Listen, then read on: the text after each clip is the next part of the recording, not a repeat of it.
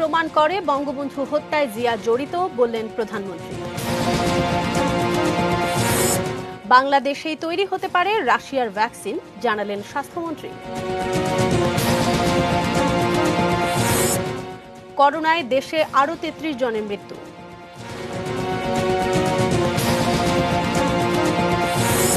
সিনহা হত্যায় নন্দদুলালের স্বীকারোক্তি, আরও একদিনের রিমান্ডে প্রদীপ। এবং খালেদা জিয়ার মুক্তি স্বাস্থ্যের অবস্থা ও আবেদন বিবেচনায় বললেন আইনমন্ত্রী।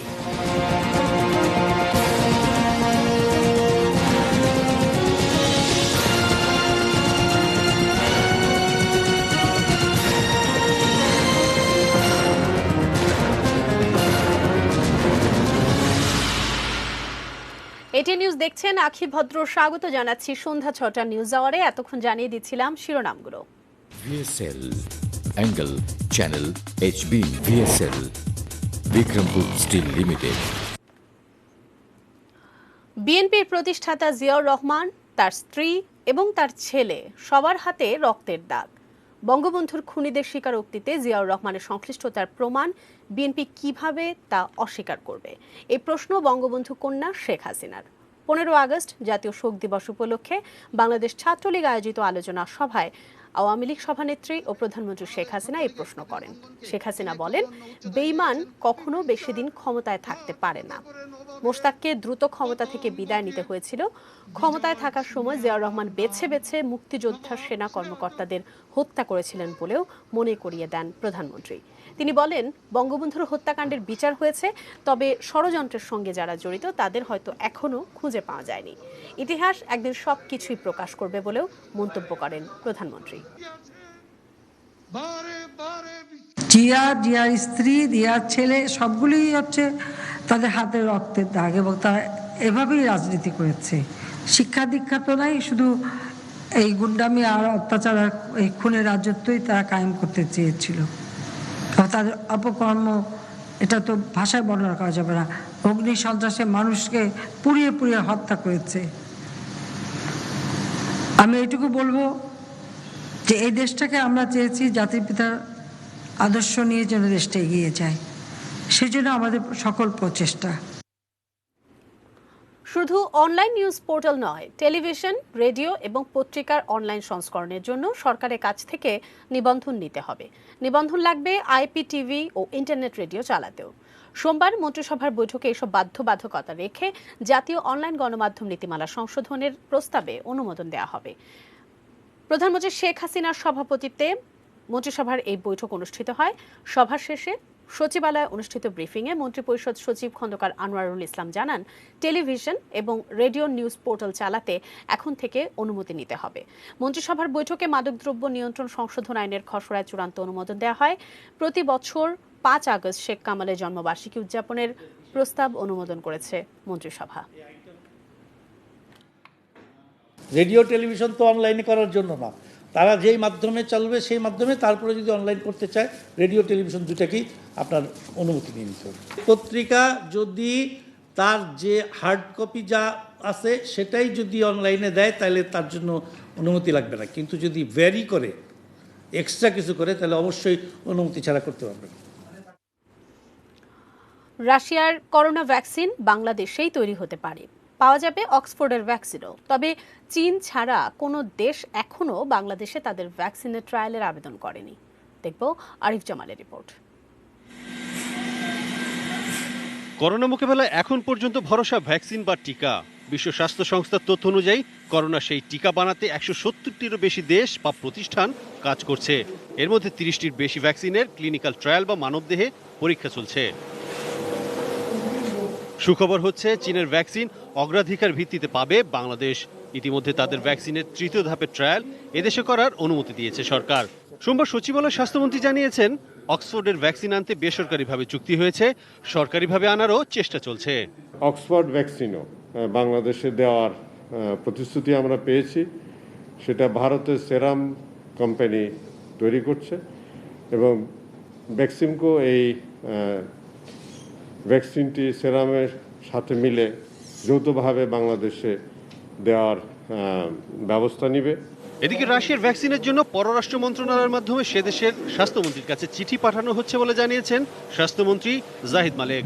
তারা বলেছে যে তারা G2G করতে চায় এবং যদি বাংলাদেশে এখানে ভ্যাকসিন তৈরি করার ফ্যাসিলিটি যদি থাকে তাহলে পরে তারা বাংলাদেশেও তৈরি করার জন্য অনুমোদন দিতে পারে। বাংলাদেশে বেশ কয়েকটি কোম্পানির ফ্যাসিলিটি আছে ভ্যাকসিন তৈরি করার। স্বাস্থ্যমন্ত্রী আরও জানান, দক্ষিণ কোরিয়া বাংলাদেশকে করোনা পরীক্ষার PCR মেশিন ও টেস্টিং কিট দেওয়ার প্রতিশ্রুতি দিয়েছে। অ্যান্টিজেন টেস্টের কিটও দেবে তারা। $8 লক্ষ কিটস আমাদেরকে ওনারা দিবেন। এদিকে জাতীয় প্রেস ক্লাবে এক আলোচনা সভা শেষে পররাষ্ট্রমন্ত্রী ডক্টর একে আব্দুল মোমেন বলেছেন, যারা আগে বানাবে তাদের কাছ থেকেই করোনার ভ্যাকসিন আনার চেষ্টা করা হবে। যদি ভ্যাকসিনটা বের হয় তাতে আমরা আমাদের জনগণকে কত তাড়াতাড়ি এই ভ্যাকসিনটার সেবা দিতে পারি সেইপারে আমরা সচেষ্ট। এখন সেইখানে যারা তৈরি করবেন আগে তাদেরটা আমরা আনার জন্য যে কোনো দেশ আপনার আনার জন্য আমরা চেষ্টা করছি। Arif Jamal, ATN news, Dhaka. করোনায় আরও 33 জনের মৃত্যু হয়েছে। এ নিয়ে দেশে করোনায় আক্রান্ত হয়ে মোট মৃত্যু হলো 4,281 জনের। সোমবার করোনা পরিস্থিতি নিয়ে সংবাদ বিজ্ঞপ্তিতে এ তথ্য জানায় স্বাস্থ্য অধিদপ্তর। 24 ঘন্টায় দেশের 92টি ল্যাবে 12,454 জনের নমুনা পরীক্ষা হয়েছে, আর তাতে নতুন করে করোনা শনাক্ত হয়েছে 2,174 জনের। 24 ঘন্টায় শনাক্তের হার 17.46%। মোট শনাক্তের সংখ্যা 3,12,996। সবশেষ 2,980 জনকে নিয়ে মোট সুস্থ হয়েছেন 2,04,887 জন। করোনার ধাক্কা কাটিয়ে উঠছে অর্থনীতি, ঘুরে দাঁড়াচ্ছে দেশ। বহুজাতিক বিনিয়োগকারী সংস্থাগুলো বলছে, বাংলাদেশের ব্যবসায়ীরা ফিরে পাচ্ছে আত্মবিশ্বাস, কাটছে তাদের ব্যবসার অনিশ্চয়তাও। করোনার মধ্যেও ঘুরে দাঁড়ানো অর্থনীতি নিয়ে গোলাম কাদির অবুর রিপোর্ট। আজ দেখুন প্রথম পর্ব। চায়ের দোকানদার আনোয়ার, করোনায় 3 মাস বন্ধ ছিল তার ব্যবসা। সবকিছু হারিয়ে প্রায় নিঃস্ব আনোয়ার আবার উঠে দাঁড়াচ্ছেন। এ যেন শূন্য থেকে শুরু। প্রায় 3 মাস যাবত আমাদের অনেক কষ্ট হয়েছে চলতে, এখন আগে থেকে কিছুটা ভালো হয়েছে, এখন চলতে পারলে আমাদের হবে। চায়ের দোকান থেকে শুরু করে জেগে উঠেছে বড় বড় দোকানপাট, মার্কেট, বিপণী বিতান। বেড়েছে কেনা বেচাও। মানুষও একটু বের হইতে আছে, দোকানপাটও খোলা হইতে আছে, আমাদের বেচা কিনা আগের মতন স্বাভাবিক হইতেছে।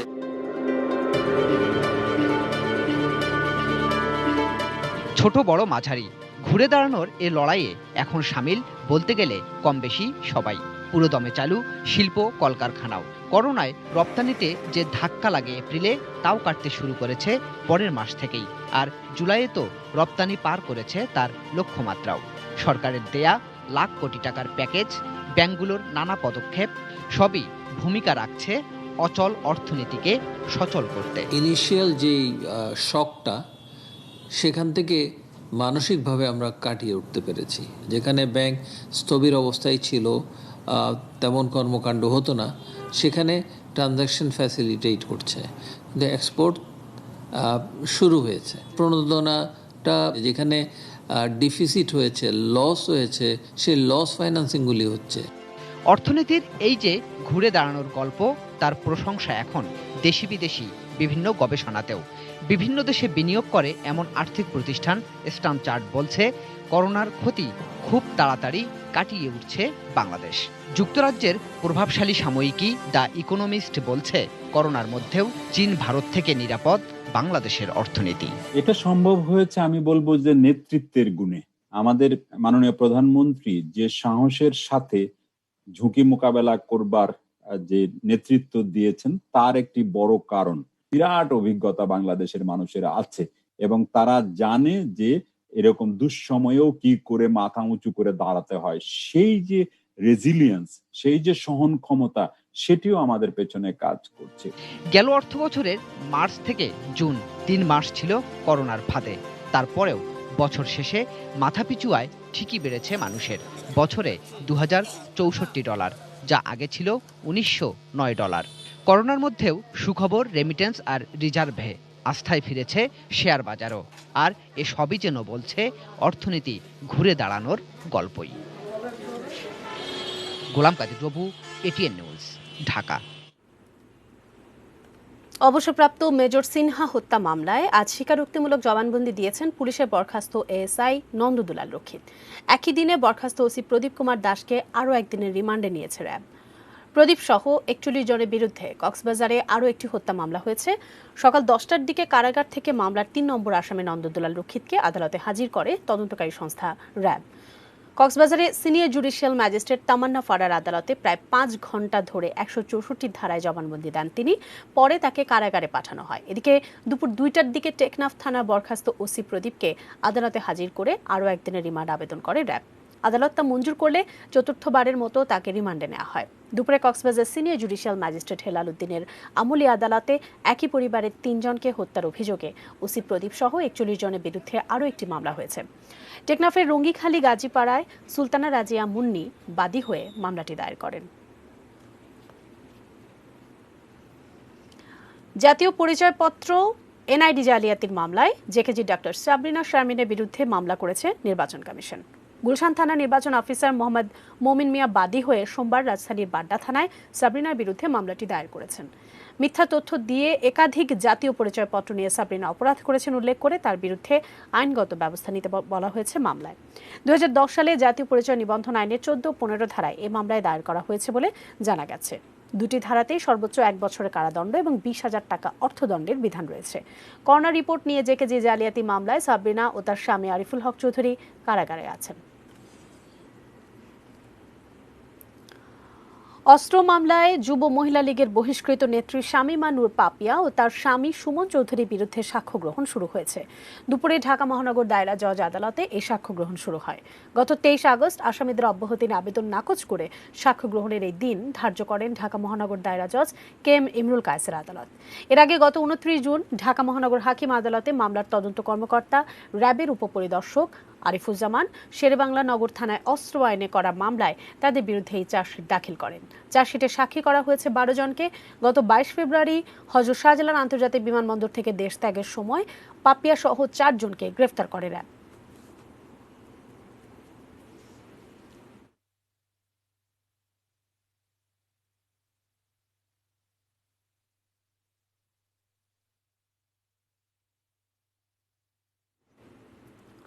সময় হলো বাইজি স্টিল বিরতি নেবার, এরপর জানিয়ে ফিরছি।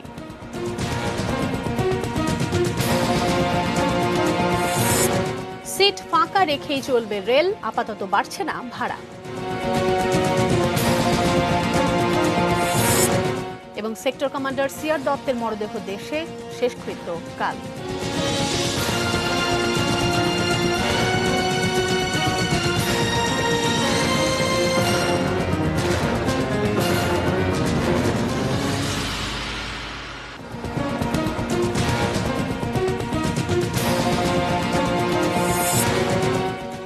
খুনিদের বক্তব্যই প্রমাণ করে বঙ্গবন্ধু হত্যায় জিয়া জড়িত, বললেন প্রধানমন্ত্রী।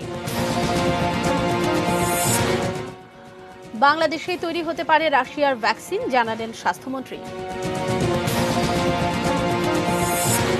করোনায় দেশে আরও ৩৩ জনের মৃত্যু।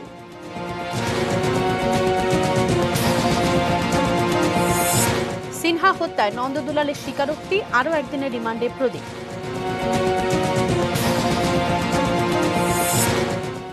খালেদা জিয়ার মুক্তি স্বাস্থ্যের অবস্থা ও আবেদন বিবেচনায়, বললেন আইনমন্ত্রী।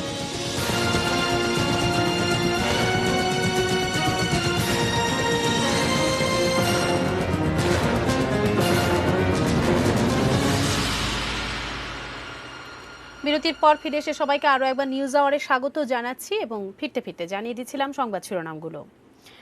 বিরতির পর ফিরে এসে যে খবরটি জানাতে চাই সেটি এরই মধ্যে নিশ্চয়ই আপনারা আমাদের ব্রেকিং নিউজে দেখতে পাচ্ছেন। ভারতের সাবেক রাষ্ট্রপতি প্রণব মুখার্জি দীর্ঘদিন করোনা আক্রান্ত হয়ে হাসপাতালে ভর্তি ছিলেন এবং আজকে তিনি আমাদের ছেড়ে চলে গেছেন। তার আত্মার শান্তি কামনা করছি আমরা নিশ্চয়ই এই ব্যাপারে বিস্তারিত খবর আপনাদেরকে জানাবো, তবে তার আগে আরও কিছু খবরে চোখ রাখছি। মাল্টিমোড লিমিটেডের মালিক তাফসির আওয়ালকে টানা ৪ ঘণ্টা জিজ্ঞাসাবাদ করেছে দুর্নীতি দমন কমিশন দুদক। তিনি বিএনপির ভাইস চেয়ারম্যান আব্দুল্লাহ আল মিন্টুর ছেলে।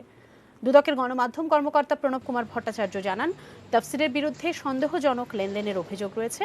দুদক থেকে পাঠানো তলবি নোটিশে বলা হয়, তিনি নিউ ইয়র্ক ও লন্ডনে একাধিক ব্যাংক হিসাব খুলে কোটি কোটি টাকা লেনদেন সহ বিভিন্ন দুর্নীতি করেছেন। আর এই বিষয়ে রেকর্ডপত্র চেয়ে বাংলাদেশ ব্যাংকের আর্থিক গোয়েন্দা ইউনিটে চিঠি দিয়েছেন দুদকের অনুসন্ধান কর্মকর্তা। জিজ্ঞাসাবাদ শেষে বেরিয়ে এসে তাফসিরের দাবি করেন, পারিবারিক বিরোধের কারণে তার বিরুদ্ধে এসব অভিযোগ আসতে পারে। আমার একটা পারিবারিক ঝামেলা চলতেছে এবং পারিবারিক বেশ ভালোই ঝামেলা চলতেছে, কোর্টে আছি। তো আমার মনে হয় এটা কোনো একটা ব্যক্তিগত কারণে এটা করা হয়েছে, অথবা এটা দুদক জানে না। দুদকের কাজই করে যাচ্ছে। ওইটা নিয়ে আবারও বলছি, আমার কোনো অসুবিধা নাই, ওনার মধ্যে কাজ করুক। বিএনপি চেয়ারপারসন খালেদা জিয়ার স্বাস্থ্যের অবস্থা এবং তার সাময়িক মুক্তির মেয়াদ বাড়ানোর আবেদন কি আছে তা দেখে বিষয়টি বিবেচনার কথা জানিয়েছেন আইনমন্ত্রী আনিসুল হক। সকালে সচিবালয়ে গণমাধ্যম কর্মীদের কাছে মন্ত্রী বলেন, খালেদা জিয়ার পরিবারের আবেদন স্বরাষ্ট্র মন্ত্রণালয় থেকে এখনও আইন মন্ত্রণালয়ে এসে পৌঁছায়নি। আবেদন পাওয়া গেলে তা বিবেচনা করা হতে পারে।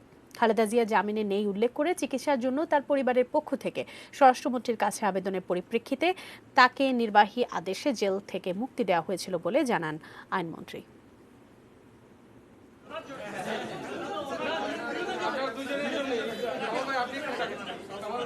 সেপ্টেম্বরের 24 তারিখ, এই 6 মাস শেষ হয়ে যাবে, তারা সেটার এক্সটেনশন চেয়েছেন।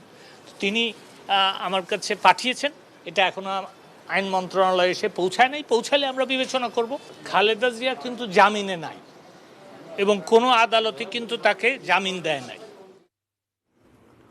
যারা আন্দোলনে পরাজিত হয় তারা নির্বাচনেও পরাজিত হয়। বিএনপি আন্দোলন নির্বাচন দুই ক্ষেত্রেই পরাজিত বলে মন্তব্য করেছেন আওয়ামী লীগের সাধারণ সম্পাদক এবং সড়ক পরিবহন ও সেতুমন্ত্রী ওবায়দুল কাদের। সকালে ভিডিও কনফারেন্সে মুন্সিগঞ্জ সড়ক বিভাগের নবনির্মিত পরিদর্শন বাংলো উদ্বোধন করে এসব কথা বলেন তিনি। এ সময় সেতুমন্ত্রী বলেন, নির্বাচন এলে বিএনপি কেবল অভিযোগই তোলে। আন্দোলন ও নির্বাচনে বিএনপির ব্যর্থতাই প্রমাণ করে জনগণ তাদের প্রত্যাখ্যান করেছে। এছাড়া জাতীয় সংসদের 4টি আসনে উপনির্বাচনে প্রার্থী বাছাইয়ে দলীয় সভাপতির ওপর মনোনয়ন বোর্ড দায়িত্ব দিয়েছেন বলেও জানান তিনি। আন্দোলনে যারা পরাজিত হয়, পরবর্তী নির্বাচনেও তারা পরাজিত হয়। বিএনপি আন্দোলন এবং নির্বাচন দুটোতেই পরাজিত এবং জনগণ তাদের প্রত্যাখ্যান করেছে। যে কোনো নির্বাচন এলেই বিএনপি তার স্তরে চিৎকার শুরু করে, নির্বাচনে হারার আগেই তারা হেরে যায়। রেলের ভাড়া আপাতত বাড়ানোর কোনো সিদ্ধান্ত হয়নি, তবে এক সিট ফাঁকা রেখেই চলবে রেল, এমনটাই জানালেন রেলমন্ত্রী নুরুল ইসলাম সুজন। সোমবার রেল ভবনে বাংলাদেশ রেলওয়ের 50টি ব্রডগেজ ও 75টি মিটার গেজ লাগেজ ভ্যান ক্রয়ের চুক্তি সই অনুষ্ঠানে এই প্রশ্নের জবাবে রেলমন্ত্রী আরও বলেন, কৃষকের পণ্য সারা দেশে পৌঁছে দিতে লাগেজ ভ্যান কিনছে রেলওয়ে। ফলে লাগেজ ভ্যানের মাধ্যমে কম খরচে গ্রাম থেকে ঢাকায় পণ্য নিয়ে আসতে পারবে কৃষক। এ প্রশ্নের জবাবে মন্ত্রী জানান, এখনও সব ট্রেন চালু করার সিদ্ধান্ত নেওয়া হয়নি, স্বাস্থ্যবিধি মেনেই চলাচল করবে ট্রেন।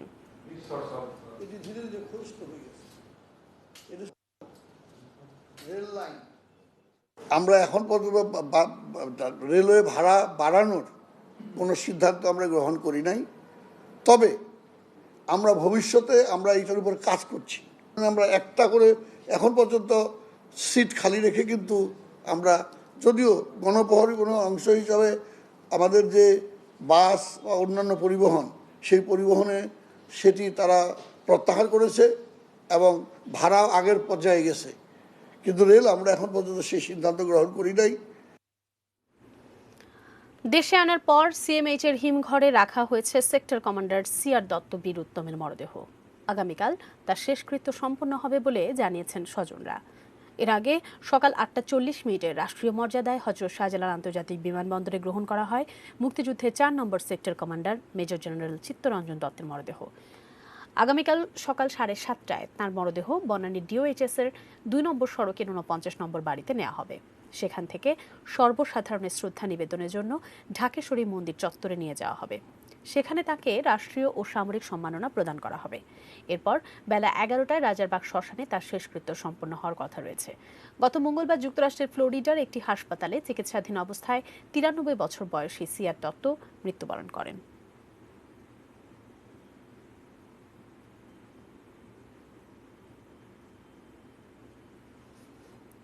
না ফেরার দেশে চলে গেলেন PDP chairman doctor Ferdous Ahmed Qureshi. সোমবার দুপুরে তিনি মারা যান। ইন্না লিল্লাহি ওয়া ইন্না ইলাইহি রাজিউন। 60-এর দশকের ছাত্রনেতা কুরেশি তৎকালীন অবিভক্ত পাকিস্তান ছাত্রলীগের সভাপতি ছিলেন। তিনি 1961 সালে ডাকসুর ভিপি নির্বাচিত হন। 6 দফা ও 11 দফা ভিত্তিক ছাত্র ও গণ আন্দোলন, 69-এর গণ অভ্যুত্থানে ভূমিকা রেখেছেন ফেরদৌস আহমেদ কুরেশি।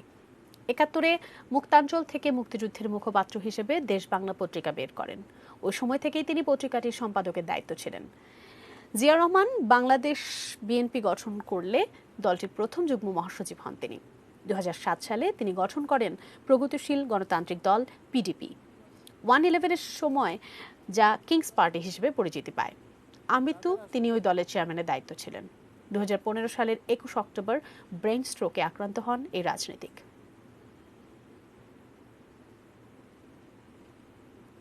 সোশ্যাল ইসলামী ব্যাংক লিমিটেড বাণিজ্য সংবাদ। এবার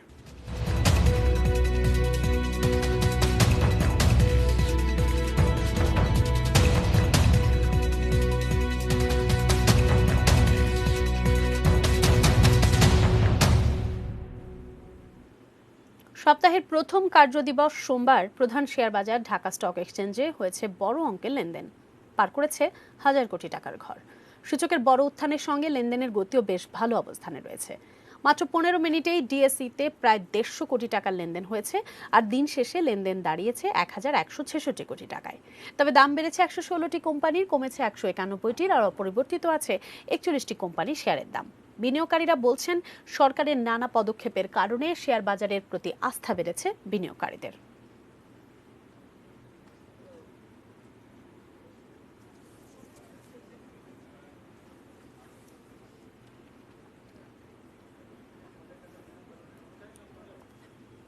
আবারও বাইজেস্টিল বিরতি নিচ্ছি, এরপর জানিয়ে ফিরছি।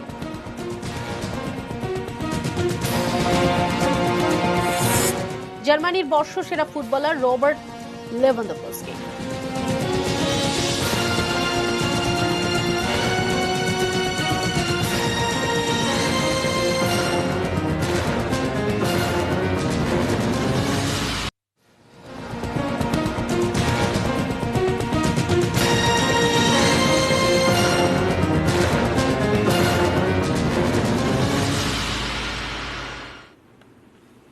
বিরতির পর ফিরে এসে সবাইকে আরও একবার নিউজ আওয়ারে স্বাগত জানাচ্ছি। এবার অন্যান্য খবরে যাচ্ছি।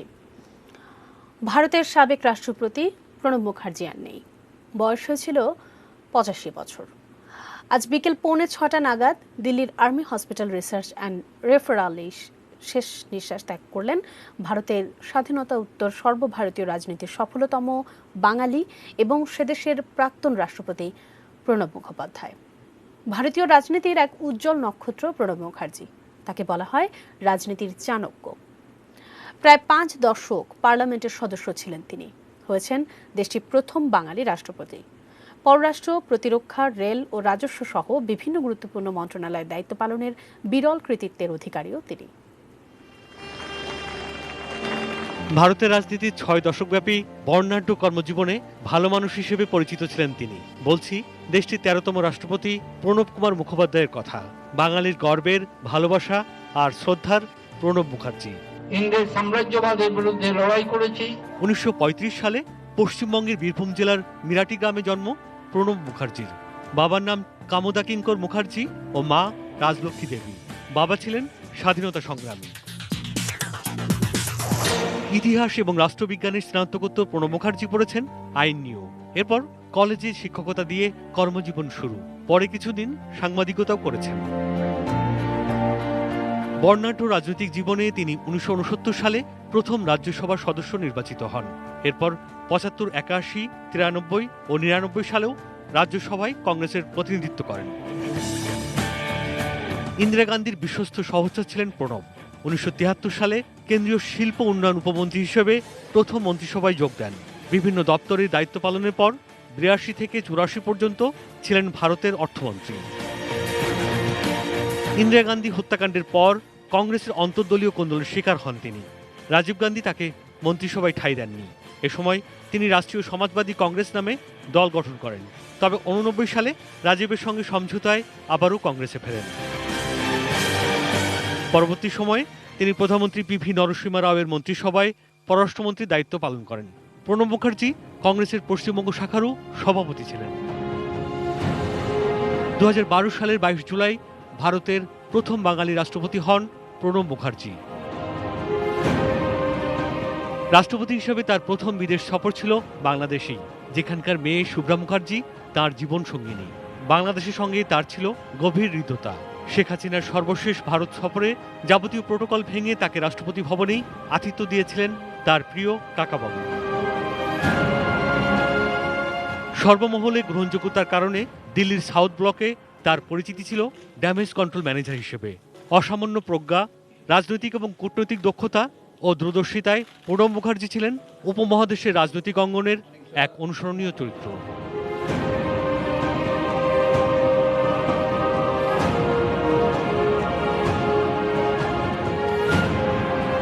সুদীপ ঘোষ, ডেস্ক রিপোর্ট, এটি নিউজ।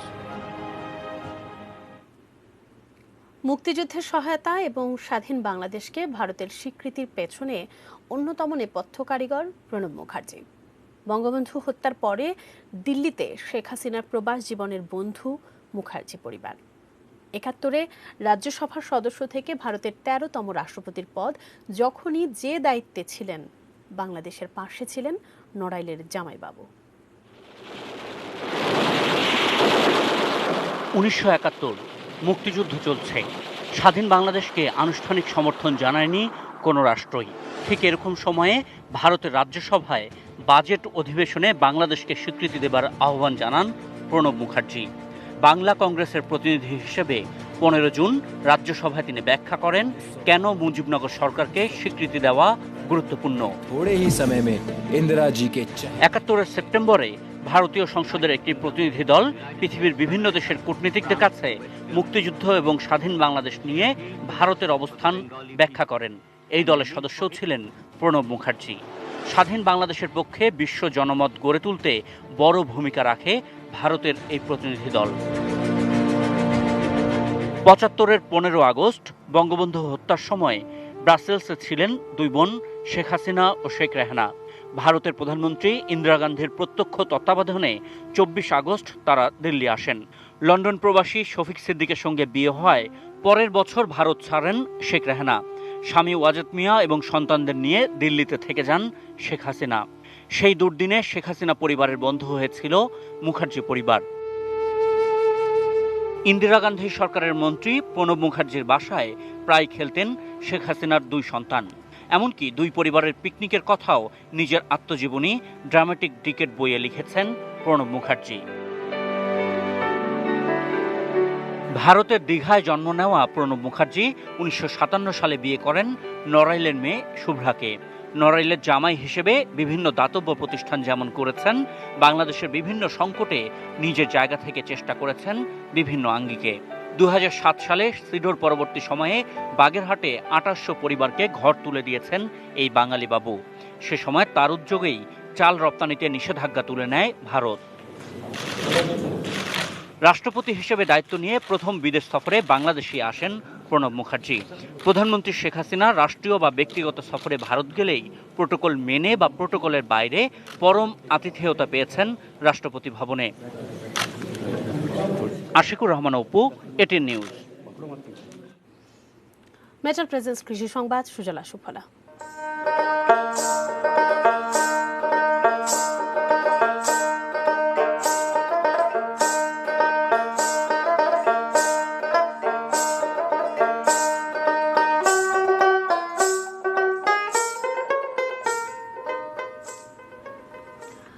মেঘালয় পাহাড়ের নিচে সিলেটের বিখ্যাত পর্যটন স্পট জাফলংয়ের পাশে হাজারখানেক গাছ নিয়ে ৩ একরের একটি বাগান। তাতে দেশি বিদেশি ফল, ফুল, মশলা আর ঔষধি গাছের সমাহার। জাফলংয়ে যাওয়া পর্যটকদের প্রশান্তি দিচ্ছে বাগানটি। সিলেট থেকে সহকর্মী অনিল পালের ক্যামেরায় সজল ছত্রীর রিপোর্ট। আপেল গাছে এখনো ফল আসেনি, অপেক্ষার সময়টুকু কাটছে দেশি আর চাইনিজ পেয়ারার রঙে। বরিশালি আমড়া আর সিলেটি কমলা পাশাপাশি, কাঠবাদাম, মাল্টা, বাতাবি লেবু, বেলেম্বু, কামরাঙ্গা থোকায় থোকায়। হরিতকি, তেজপাতা, আমলকি, বহেড়া, মেহেদি, পান সুপারি আর লিচুর সাথে আম কাঁঠালও বাদ যায়নি। সজনে পাতার পাশে আগরাতরের গাছ, দারুচিনি, এলাচের পড়শি, অর্জুন আর বাগান বিলাস। এদের একসাথে জড়ো করেছেন এই শখের বাগানি। বিগত 10 বছর আগে জায়গাটা যখন খরিদ করার পরে একটা বাগান পরিকল্পনা করছিলাম আর কি। তখন নিজে চিন্তা করলাম যে আমি যাই ফল গাছ লাগাই না কেন, নিজের বাচ্চারা খাইলো, আত্মীয় স্বজনরা আসলো খাইলো, এই ফল গাছগুলো থাকবে যাতে পর্যটকরা এসে ফলগুলা দেখে বিভিন্ন গাছ চিনে, সেজন্য। 3 একর জায়গা জুড়ে করেছিলেন পরিবারের জন্য ফলের বাগান, কিন্তু ফলবৈচিত্র্যের কারণে এখানে আসতে শুরু করে পর্যটকরাও। তাদের তৃপ্তি দিতে আনা হয় বৃক্ষের বৈচিত্র্য। বাগানের মাঝে পর্যটকদের কম খরচে থাকার ব্যবস্থাও করেন বাবলু বক্ত, যার নাম জাফলং গ্রিন রিসোর্ট। এখানে এসে অনেক প্রজাতির গাছ দেখলাম, বিভিন্ন ধরনের গাছ, আর এখানে এসে মনে হচ্ছে যে এই গাছগুলো বেশি আকর্ষণ করছে আর কি। বিভিন্ন প্রকৃতির ফল ফুল, এবং সত্যি এখানে একটি বিনোদন কেন্দ্রের মতো, রিসোর্টের মতো, ঘুরে দেখার মতো একটা রিসোর্টে জাফলংয়ে। এখানে এসে অনেক স্বস্তি লাগছে, মানে গাছগুলো দেখে খুব ভালো লাগছে। নানান জাতের গাছে ভরপুর বাগানটি আনন্দ দিচ্ছে প্রকৃতি প্রেমীদের, মন ভোলাচ্ছে জাফলং বেড়াতে আসা পর্যটকদেরও। সজল ছত্রী, এটিএন নিউজ, সিলেট। শেষ করব নিউজ আওয়ার। সঙ্গে থাকুন, দেখতে থাকুন এটিএন নিউজ। আর এটিএন নিউজের ব্রেকিং নিউজ আপনার মোবাইল পেতে স্টার্ট লিখে স্পেস দিয়ে এন লিখে পাঠিয়ে দিন 5959 নম্বরে।